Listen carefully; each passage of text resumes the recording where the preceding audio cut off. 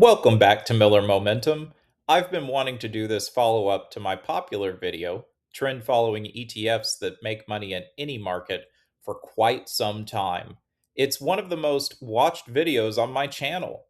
But since filming it, my views have changed and my knowledge has deepened. So here's my updated take on DBMF versus KMLM versus Simplify's CTA ETF.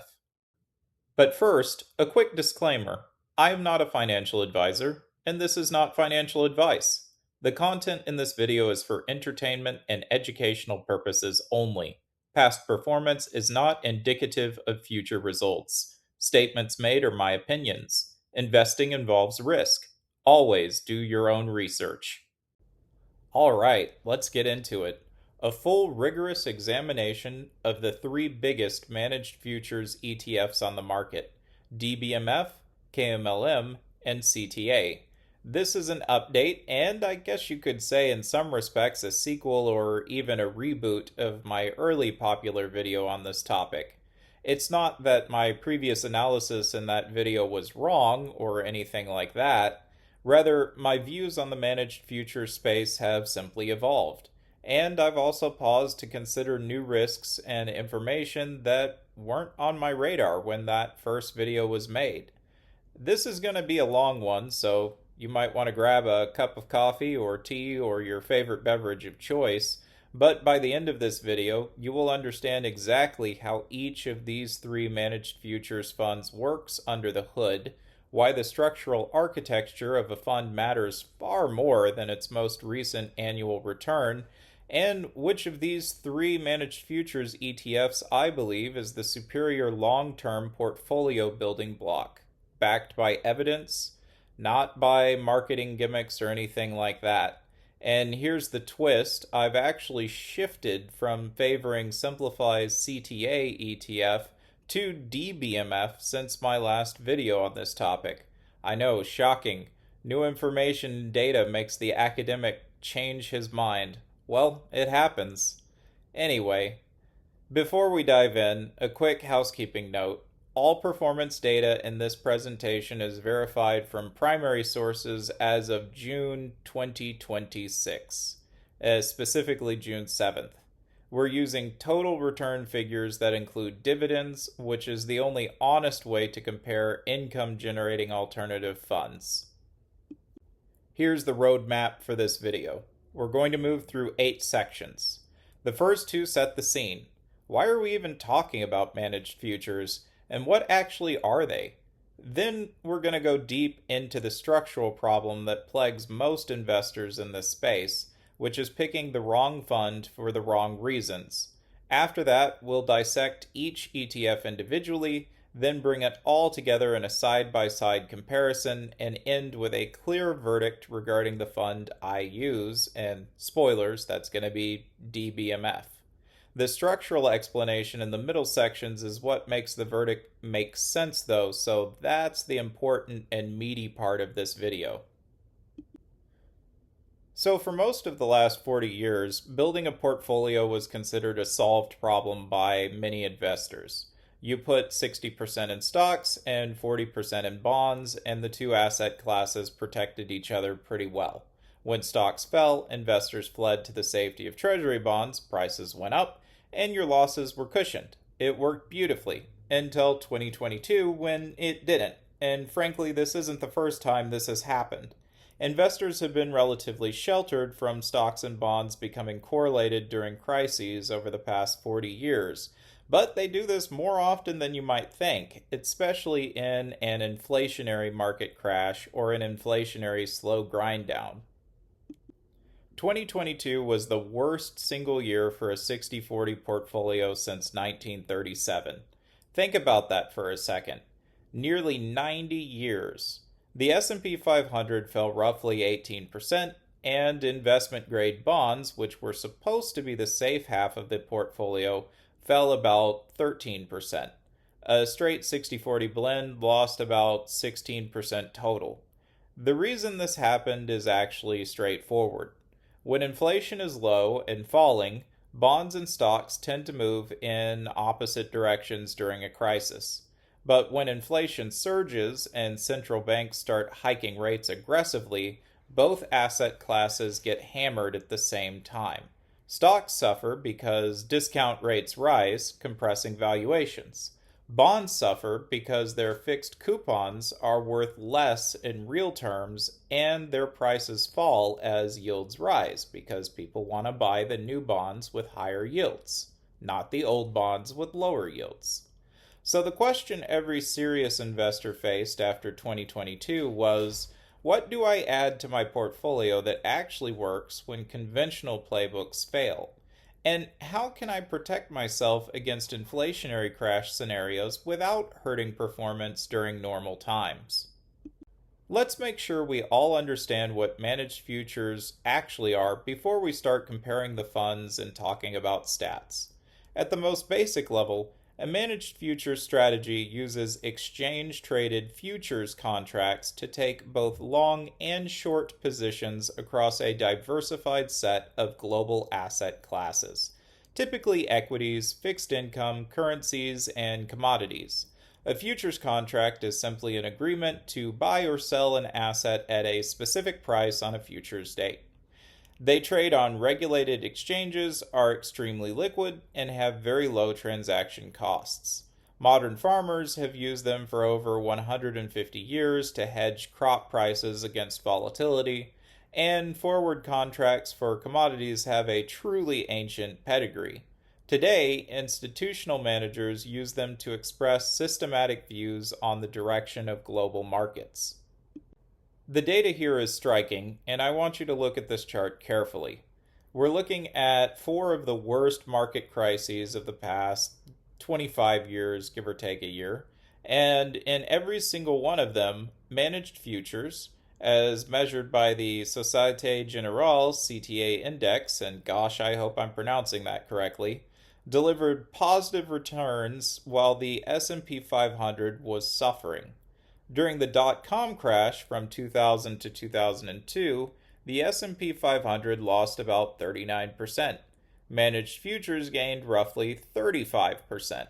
During the 2008 financial crisis, stocks fell 37%, managed futures went up about 18%. During the sharp COVID crash in early 2020, stocks fell almost 20% before recovering. Managed futures, meanwhile, were up. And then in 2022, the S&P 500 fell 18%, while the SGCTA index gained over 20% net of fees. Now that I've explained why I think managed futures belong in a portfolio, we need to confront the most important structural problem in this space, one that most retail investors haven't considered. I certainly hadn't. And it's this: not all managed futures funds are created equal. In fact, the spread between the best and worst funds in this category in any given year can be enormous. Picking the wrong one doesn't just mean leaving money on the table, it can mean losing money in a year when the entire category is making money. In 2022, managed futures had its best year in a generation. The SGCTA index, which tracks the 20 largest managed futures hedge funds, gained over 20% net of fees. The industry was broadly making money, but analysis of the broader universe of active managed futures funds reveals something a little bit alarming. Approximately 20% of active funds in the managed futures category actually lost money in 2022. 20%, in a year when the category was up 20%. The spread between the top and bottom performing funds was roughly 65 percentage points. The best strategy gained around 58%. The worst lost around 7%. This is not because some managers were fraudulent or incompetent. It's because managed futures managers use wildly different models. Some use fast, short-term signals. Some use slow, long-term trends. Some weight heavily toward commodities. Some focus on rates. Some had the exact parameterization that happened to catch the 2022 trends perfectly. Others were slightly out of phase. The implication here is quite important. If you pick a single active managed futures manager, you are not just buying the asset class, you're making a concentrated bet that their specific algorithm will outperform in the current and future market regime. History shows this is an extremely difficult bet to win consistently. Academic research on this topic is quite startling for the single manager selection approach. A study examining over 20 years of SGCTA index data simulated what would happen if you picked the best performing managed futures managers based on their trailing 3-year risk adjusted returns. Sounds reasonable enough, right? Essentially mimicking what most investors do, including on Reddit, where people will load up on just a few different CTA ETFs to kind of create a replicated sleeve, and then tracked how those managers performed going forward. The study is called Blinded by Bias, The Effects of Hindsight and Survivorship Biases in Managed Futures by Joel Handy and Laurent Mexi in the Journal of Wealth Management. It's in the summer 2025 edition if you're curious and you want to read more. Anyway, the result, past outperformance had essentially zero predictive value for future outperformance. So essentially zero predictive value. I want to emphasize that. The top manager in a given year often underperformed dramatically the following year. The top 5 managers frequently failed to beat the index average in the subsequent period. There are 2 biases at work. The first is hindsight bias, the seductive belief that you could have identified the winning managers in advance by looking at historical charts. You couldn't. You can't do this. The data was not available in the way you're imagining it, and even if it was, past CTA performance doesn't predict future performance. The second is survivorship bias. The performance database that show historical managed futures returns only include funds that are still alive. Every fund that blew up or underperformed and got liquidated has been deleted from most of the public records. This makes the historical average look much better than the true historical experience of an investor who picked a random active manager. The combination of these 2 biases leads investors to consistently overestimate the quality of individual managers and underestimate the true risk of manager selection. The solution is not to pick better managers. The solution is structural diversification. Now we get to the fun part, the funds themselves. We're going to start with DBMF, the IMGP DBI Managed Future Strategy ETF, because I think it represents the most conceptually elegant answer to the single manager problem in this space. The founders of this fund started with a simple question. Instead of picking one manager and hoping they outperform, what if we could replicate the collective positioning of the entire institutional CTA industry at a fraction of the cost? The DBMF ETF was launched in May 2019 by IM Global Partner through their sub-advisor Dynamic Beta Investments, DBI for short, led by Andrew Beer. As of June 2026, the fund has grown to approximately $3.5 billion in assets, making it the largest managed futures ETF in the world. The expense ratio is 0.85%, which compares favorably to the traditional 2 and 20 fee structure of the hedge funds it replicates. Yeah, those private funds are a doozy when it comes to fees. The fund generates a substantial distribution yield of about 5.2% trailing 12 months, which comes primarily from the interest earned on the treasury bills that serve as collateral backing the futures positions, not from the trading strategy itself. This is an important distinction, but still might want to keep these funds in a tax-advantaged account. The fund strategy is classified as actively managed, but don't let that word confuse you.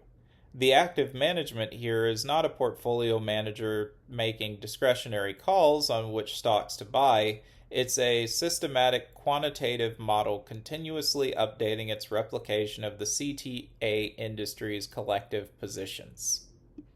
The dynamic beta engine starts with the SG CTA index as its reference. This index tracks the daily performance of the 20 largest managed futures hedge funds in the world, the institutional elite. By analyzing the trailing 60 days of returns from this index using multivariate regression, the model can mathematically infer how those funds are collectively positioned. If the index goes up when the dollar goes up, it infers the funds have long dollar exposure. If the index falls when bond prices rise, it infers short fixed income exposure. The model then constructs a proxy portfolio using only about 10 to 15 of the most liquid domestically traded futures contracts. Rather than trying to replicate the hundreds of esoteric positions that the underlying hedge funds hold, such as emerging market debt, agricultural softs, and so on, it captures the dominant macro exposures with simple liquid instruments. The result is quite elegant, in my opinion. According to backtests and live performance data, DBMF consistently captures about 90% or more of the pre-fee returns of the SGCTA index. The small performance gap represents the cost of simplification, and it's more than compensated for by the massive fee savings, paying 0.85% versus 2 and 20 at the underlying hedge funds. The other critical point, because the model is replicating an equal weighted average of 20 funds, it naturally diversifies away from the idiosyncratic risk of any single manager. No individual algorithm can drag down the whole portfolio. One of the most common critiques of DBMF from managed futures purists is that it can hold long equity positions. And hey, I was one of these. I argued this in my prior video. The argument is that if you're adding managed futures to hedge your equity risk, the last thing you want is for your hedge to also be long stocks. This is a reasonable concern at the surface level, but it misunderstands how DBMF works, and I too suffered from this misunderstanding until recently. The equity exposure in DBMF is never static. It's a reflection of whatever the 20 largest CTA hedge funds are collectively holding, and those hedge funds are sophisticated actors. They're trend followers, after all, not buy and hold investors. When equity trends reverse, they pivot short. In practice, this means DBMF's equity beta continuously varies between deeply negative and moderately positive, depending on the regime. During 2022, the equity bear market, it was short equities. During the 2023 recovery and subsequent bull market, it reflected the industry's gradual return to long equity exposure. The concrete example I want to highlight here. During the March 2023 regional banking crisis, the dynamic beta engine detected a structural shift in global capital flows. U.S. regional banks were collapsing, investors were fleeing domestic assets, and money was flowing into European and emerging market equities as a relative safe haven. DBMF's model picked this up from the return patterns of the CTA index constituents and automatically rotated the portfolio accordingly. Long EAFE and emerging markets, short U.S. equities. That's the kind of intelligent, dynamic adaptation that static rule-based funds structurally cannot replicate. And managed futures funds that don't have equities in them can't take advantage of those trends either. Let's look at the annual returns for DBMF. These are verified total return figures, meaning price appreciation plus dividends reinvested for DBMF since it launched back in 2019. So 2020 was a modest year at plus 1.8%, not a great trend following environment in general. 2021 saw a solid 11.4% return, just about, as momentum began building in commodities and rates. 2022 was the breakout year, around plus 21.5% total return, while the 60/40 portfolio lost 16%. This is the year that put managed futures on the map for most retail investors, by the way. And 2023 was a rather difficult year, minus 8.9%. The sudden reversal of the inflation trade caught the entire industry wrong-footed. I'll talk more about this in a moment. 2024 saw a recovery at plus 7.25%, and 2025 was exceptional at plus 13.84%. And through late May 2026, early June 2026, DBMF was tracking at around plus 9.3% year to date last time I checked my portfolio. The 2023 loss deserves comment though, because it's the part of the story you really have to grapple with. Managed futures, including DBMF, had a rough year in 2023. The reason is when trends reverse suddenly, as they did when the Fed paused its rate hikes and investors swung between expecting cuts and more hikes, trend-following models generate whipsaws. The positions built up from 2022 suddenly reversed, and the strategy lost money because it takes a while for the new trend to become apparent. That's the inherent risk of trend following, and any presentation of this fund has to acknowledge it. The key question is whether the maximum drawdown during such difficult periods is survivable, and I certainly think that negative 8.94% is. Anyway, we'll take a closer look at that in the risk section of this presentation. First, though, let's look at the second fund, KMLM, the Crane Shares Mount Lucas Managed Futures Strategy Index ETF. On the surface, KMLM sounds compelling, right? It's a rules-based index product with a transparent methodology and a strong 2022 performance. But when you look carefully at the underlying architecture of the fund, some significant structural vulnerabilities emerge. KMLM was launched in a public ETF wrapper in December 2020. Though its underlying index methodology dates to 1988, when Timothy Retterow of Mount Lucas Management created one of the first ever passive benchmarks for the managed futures space. That historical context is important. In 1988, building a systematic rules-based futures index was genuinely innovative. The fund has around $300 million in assets under management. Its expense ratio is 0.9%, making it the most expensive of the three funds we're comparing today, which is notable given that its strategy is also the simplest. The fund invests exclusively in 22 futures contracts across three buckets: 11 commodity markets, 6 currency pairs, and 5 global bond markets. It has zero equity exposure by design.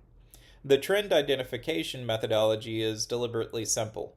For each of the 22 markets, the fund compares the current price to the market's long-term moving average. If price is above the average, go long. If below, go short. The rebalancing happens about once a month. Before I explain why these structural choices create problems, I want to be fair. This simplicity is also a feature. The methodology is entirely transparent, completely replicable, and has no discretionary elements whatsoever. For investors who prioritize simplicity and want to know exactly what they're getting, that has genuine appeal. The first problem, though, is the permanent exclusion of equity exposure. In 2022, this was wonderful. KMLM had no long equity positions to lose money on, and its commodity and rates shorts generated exceptional returns. But in the 3 subsequent years, 2023, 2024, and 2025, KMLM lost money every single year, in part because it had no ability to participate in the equity recovery. While DBMF could gradually pick up long equity exposure as the CTA industry rebuilt equity positions, KMLM was structurally locked out. The second problem is the single moving average signal. This is not necessarily a flaw in itself, simple signals can work, but when markets become choppy and range bound, a single moving average generates repeated false signals.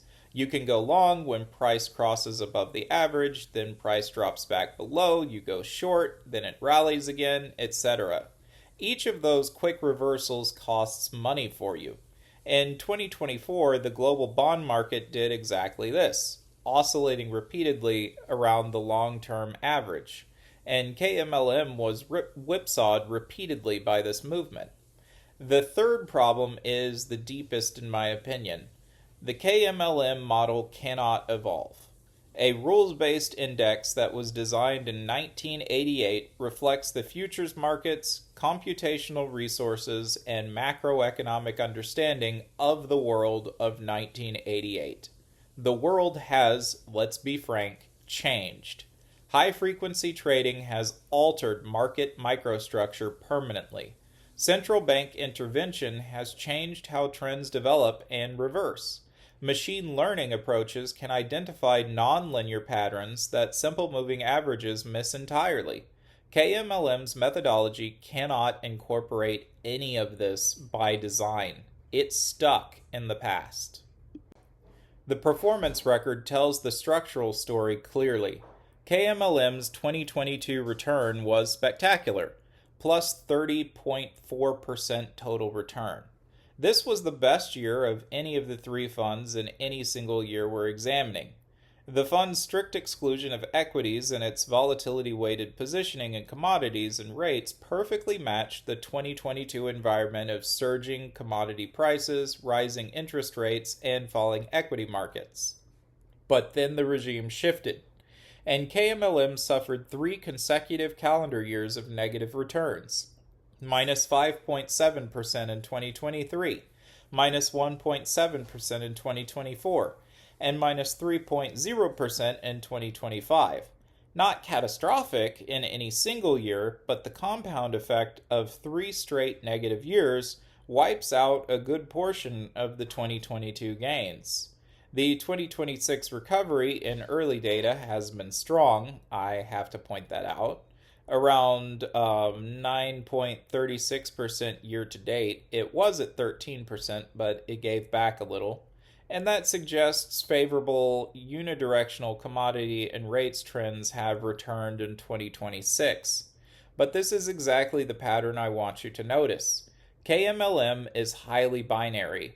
When macro trends are unidirectional and dominated by commodities and rates, as in 2022 and parts of 2026, KMLM excels.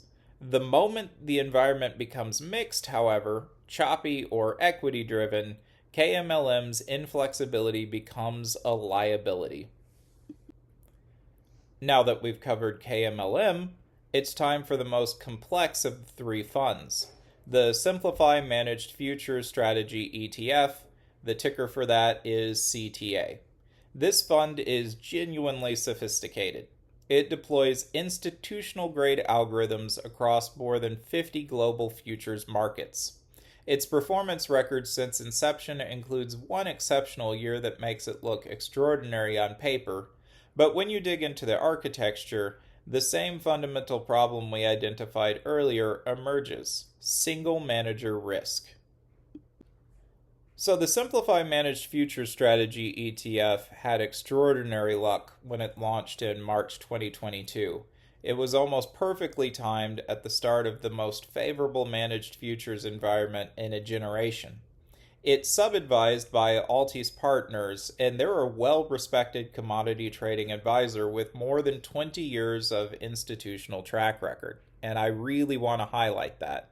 The expense ratio of 0.75% is also actually the lowest of the three funds we're considering, a genuine advantage. The fund has grown to approximately $1.5 to $1.7 billion in assets last time I checked, which is significant but notably smaller than DBMF. The strategy is the most complex of the three funds. Altice Partners algorithms trade over, as I mentioned, 50 global futures markets. encompassing industrial materials, precious metals, soft commodities, energy, international fixed income, and foreign exchange rates. The signals are multi-horizon momentum models, proprietary, not disclosed, so we can't pick any of them apart, and those are combined with complementary overlay signals designed to reduce whipsaws. And again, we don't have any insight into what those are because they're proprietary. The sophistication is real and the institutional pedigree is real, but there's a fundamental transparency problem here. CTA's algorithms are a black box. That doesn't mean they're bad. Altus Partners has a 2-decade institutional track record that proves they know what they're doing. They're not always at the top, but they're not always at the bottom either. But it does mean there are real limits to what any investor can know before allocating capital to this fund. For DBMF, you can look at 20 plus years of SGCTA index performance data and understand what you're buying. You can even run the replication algorithm historically, which testful.io has data on. For KMLM, you can backtest the 1988 moving average rules against historical prices going back decades.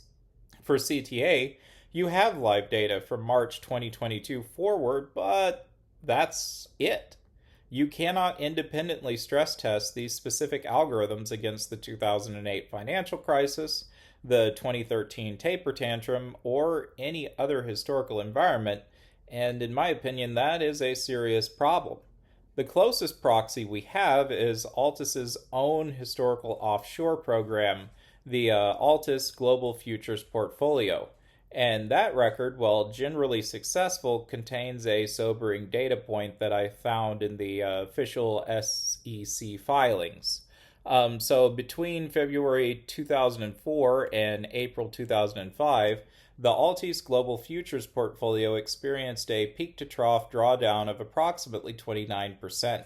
In April 2004 alone, it lost roughly 12% in a single month. And the full calendar year of 2004 was a loss of approximately 6%. This isn't meant to condemn Altus. Every CTA has bad periods, but it proves the core point that I'm trying to make. Sophisticated multi-signal algorithms can go deeply wrong when they fall out of phase with market conditions. And an investor in CTA, the ETF, has no way to independently assess the probability that the current iteration of the algorithms will avoid such periods in the future. I'd assume that Altus has learned things over time, but there's still only one managing firm. CTA's performance risk record since inception is, in my opinion, a masterclass in the binary nature of single manager risk. In its partial first year, March through December of 2022, the fund returned about 9.6%. That's solid, but notably below DBMF's 21.5% for the same year, because CTA launched partway through the trend and also doesn't hold the equity short positions that helped DBMF in 2022. Now, 2023 was a loss of about 2.25%. Better than DBMF's 8.9% loss in the same year, which some CTA investors would cite as an advantage, and I think rightfully so. Then 2024 happened. CTA gained approximately 24%. This is the number that drives every CTA discussion I've seen on investing forums. It's an extraordinary result that made the fund look like a category leader. But here's the critical context. 2024's extraordinary return was immediately followed by 2025's 0.89% gain, barely positive, while DBMF was up nearly 14% that year. This is the pattern that should concern investors. A massive single-year outlier driven by a concentrated model alignment with specific market conditions, followed by an immediate mean reversion. If you had allocated to CTA based on its 2024 performance, which is exactly what performance-chasing behavior looks like, you would have been deeply disappointed by it in 2025. The 2026 recovery is encouraging, of course, around 10% year-to-date so far, But the point stands. CTAs returns are highly variable in ways that reflect single manager idiosyncratic risk rather than the consistent beta capture of the managed future space as a whole. Now for the head-to-head comparison in the same frame, and we'll let the data speak for itself. We're going to look at the complete return sequence and then the risk metrics that matter for long-term portfolio construction. Here's the story each column tells. So DBMF is the most consistent compounding of the three. Every year from 2020 through 2026, except 2023, was positive. No year was an outlier in either direction. This is what index replication typically looks like. Smooth, consistent capture of the industry beta. KMLM for that fund 2022 was exceptional. But then 2023, 2024, and 2025 were all negative. An investor who bought in after the 2022 result, which is extremely common behavior, would have held through 3 consecutive losing years. The 2026 recovery is strong, but the cumulative damage is significant. CTA is the most volatile pattern of the 3. Modest start in 2022 because it launched partway through the year. Modest loss in 2023, then the extraordinary happened in 2024. But immediately following the extraordinary came 2025, which was a near zero return year. The returns are binary in a way that reflects single manager algorithm alignment. When the models catch the trends, the returns are exceptional. When they don't, well, you end up waiting for a while for that fund to really generate returns for you. The takeaway isn't that DBMF was the best every year. KMLM crushed it in 2022 and CTA crushed it in 2024. The question is, which pattern do you actually want in your portfolio? A consistent diversifier that earns the asset class beta reliably, or a fund that might be spectacular or might be a drag, depending on whether the current market regime happens to suit its specific parameters. Now, when we look at the risk numbers, this is where the structural differences between these 3 funds become the most concrete. So, for maximum drawdown, all 3 funds have experienced meaningful drawdowns, and this is inherent to a volatile alternative trading strategy. DBMF's maximum drawdown since its 2019 inception is approximately 20%. KMLM's is approximately 27%. CTA's, with its shorter history, is around 17%, though with only 4 years of live data, this is necessarily incomplete. The 5-year annualized return gives us the most honest long-term appraisal for the 2 older funds. DBMF at approximately 8.6% annualized versus KMLM at approximately 5.2%. This is the compounding cost of KMLM's 3 consecutive negative years. On fees, CTA of course is the cheapest at 0.75%. KMLM is the most expensive at 0.9%. DBMF in the middle is at 0.85%, and of course these fees will and do change over time as different firms compete with one another to try and capture assets under management. But for now, the fee differences are real but modest compared to the return and drawdown differences. Now on assets under management, or AUM, DBMF's $3.5 billion of assets is a strong institutional signal. The smart money is chasing this fund. Large, stable assets under management means good liquidity, tight bid-ask spreads, and a fund that is unlikely to be shut down. KMLM at $300 million is more modest, and CTA at $1.5 to $1.7 billion has strong inflows despite the more volatile return profile. Now this chart from testful.io shows the compounding story from around December 2020, the point at which we have live data for 2 of the 3 funds we're considering, through approximately June 2026. I've excluded CTA from this chart because with only 4 years of data, the comparison would be skewed by its inception timing right before an exceptional period for managed futures. But the visual is clear here comparing KMLM and DBMF. Starting from the same $10,000 baseline, DBMF's smoother, more consistent compounding has produced approximately 64% cumulative growth over the period. KMLM's single spectacular 2022 year, followed by 3 consecutive negative years, has produced approximately 42% cumulative growth. This is the mathematical consequence of consistency versus extremity. KMLM was dramatically better in 2022.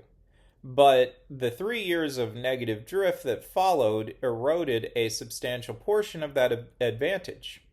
DBMF's moderate but consistent positive return sequence compounds more effectively over time. It's the old tortoise versus the hare parable. The lesson is not that DBMF beats KMLM every year, it's that over a full market cycle, including both crisis and recovery periods, the more adaptive, diversified approach produces better compounding. Now, I want to close this comparative section with a direct warning that I believe is probably the most actionable takeaway you can have from this video. Because regarding Simplify's CTA ETF, I fell into it myself. Every single fund we've looked at has been a performance chasing trap at some point. Investors who loaded up on KMLM after its 2022 result held through 3 consecutive losing years.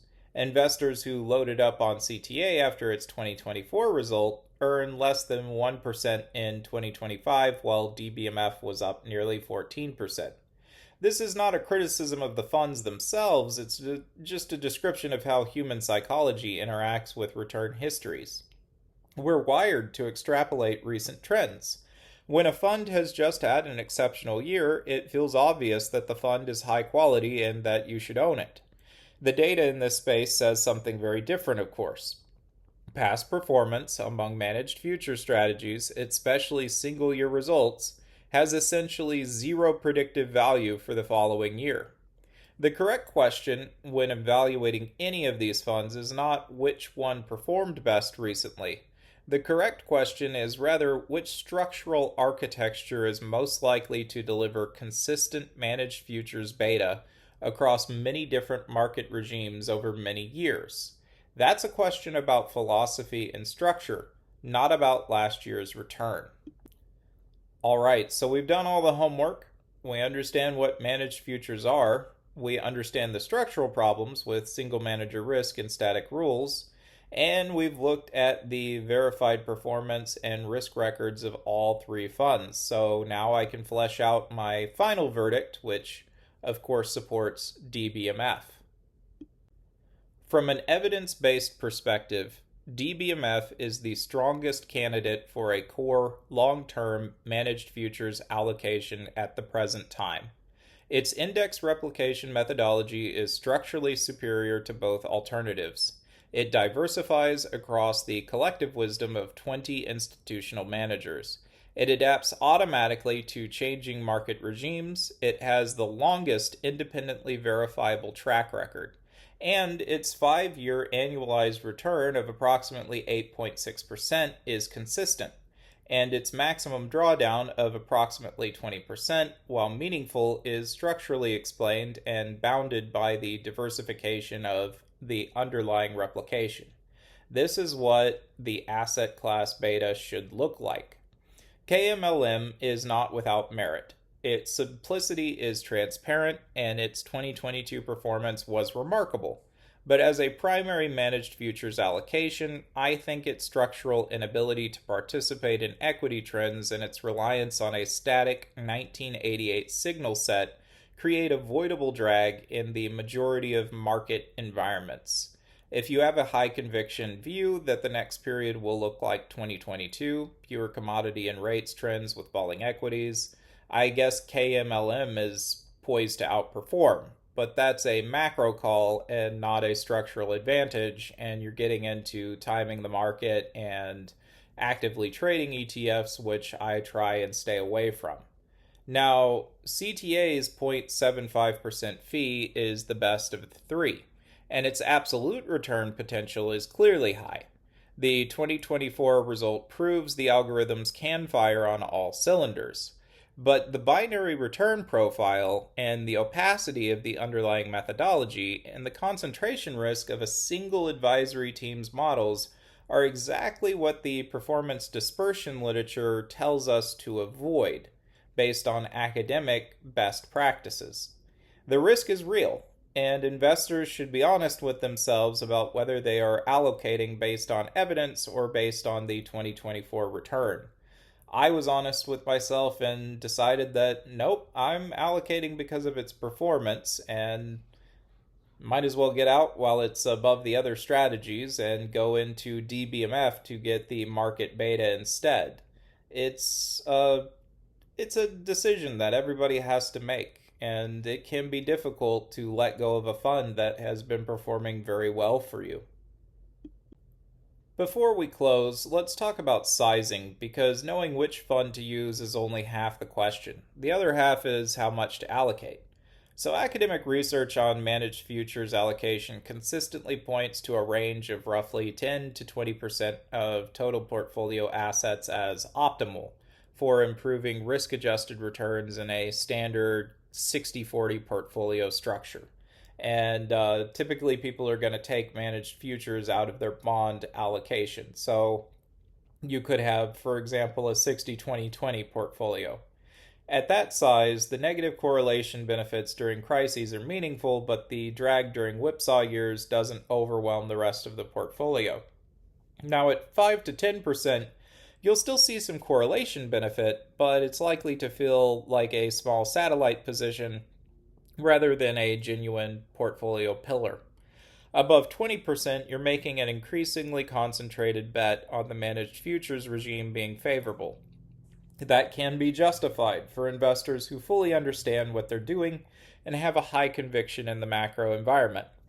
But it requires accepting that managed futures can have multi-year periods of poor performance and that those periods can be psychologically difficult to hold through.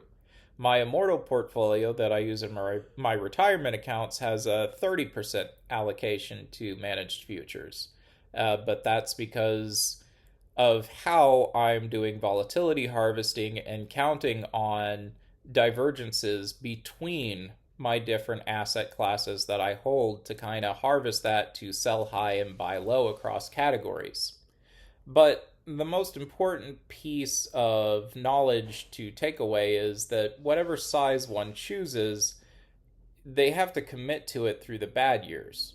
The entire value proposition of managed futures is that it diversifies a portfolio over a full market cycle. If a person sells during a whipsaw year and buys back after a great year, then they will systematically buy high and sell low.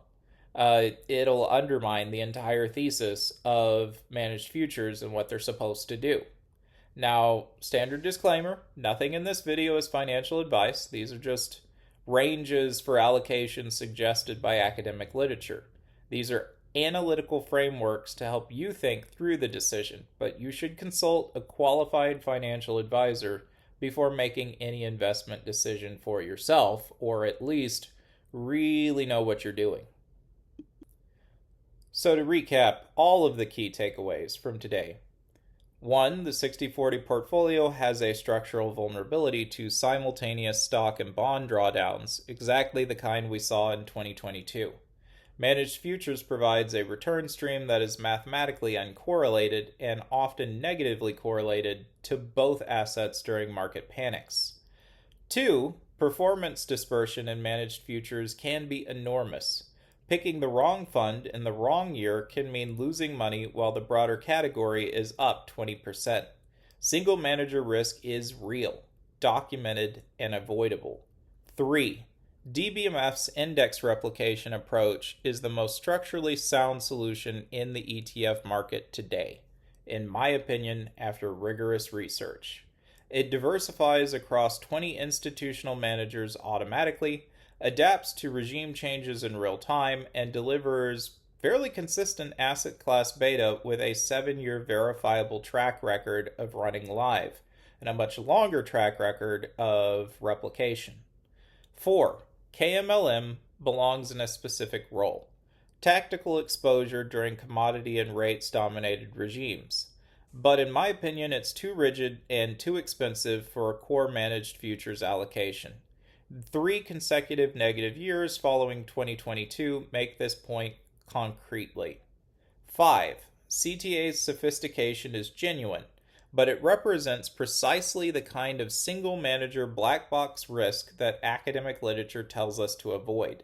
The 2024 return was exceptional, of course. The question is whether you can count on it repeating.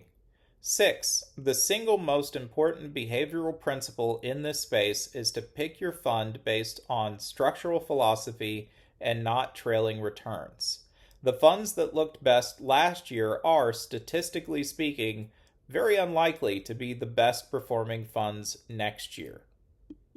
But there's one remaining question before you settle on DBMF, and that is which wins?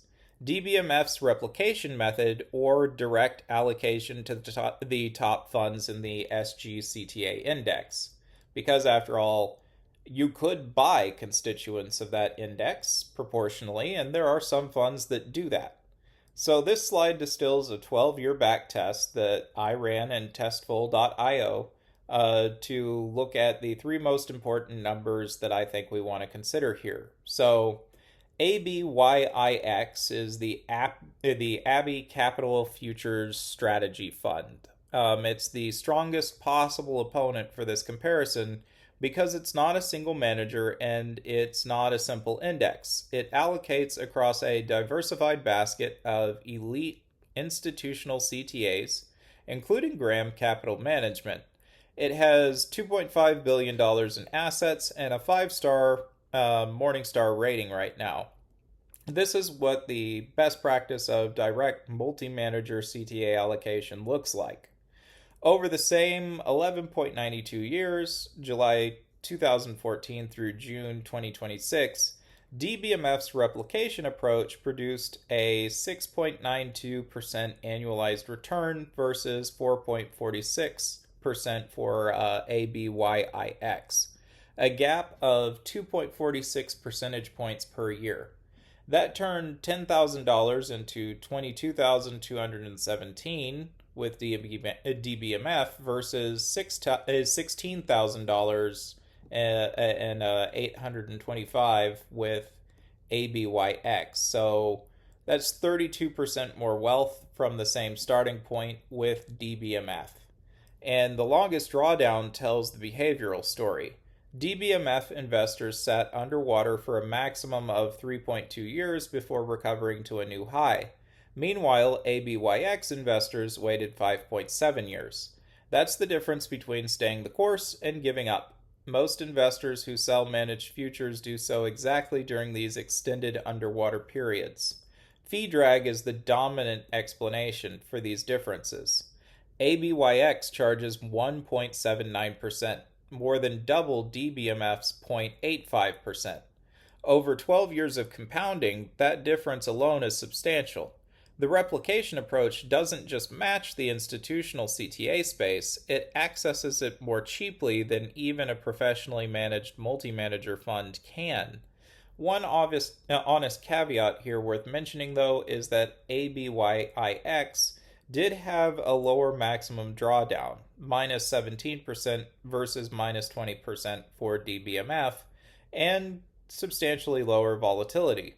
If your primary concern is minimizing the worst single loss, well, ABYIX's profile is smoother, but not by much.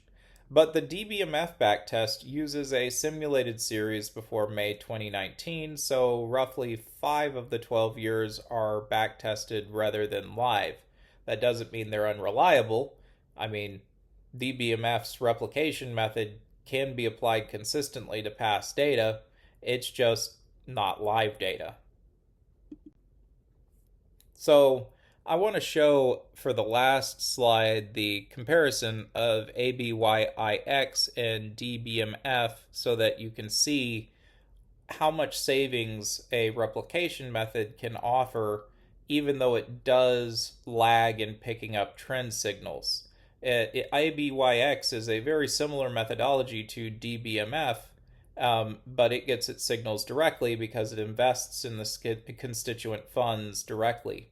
But the fee savings overwhelm any loss that you could accrue from that lagging signal. So that's why I think DBMF clearly wins based on replication versus direct signal.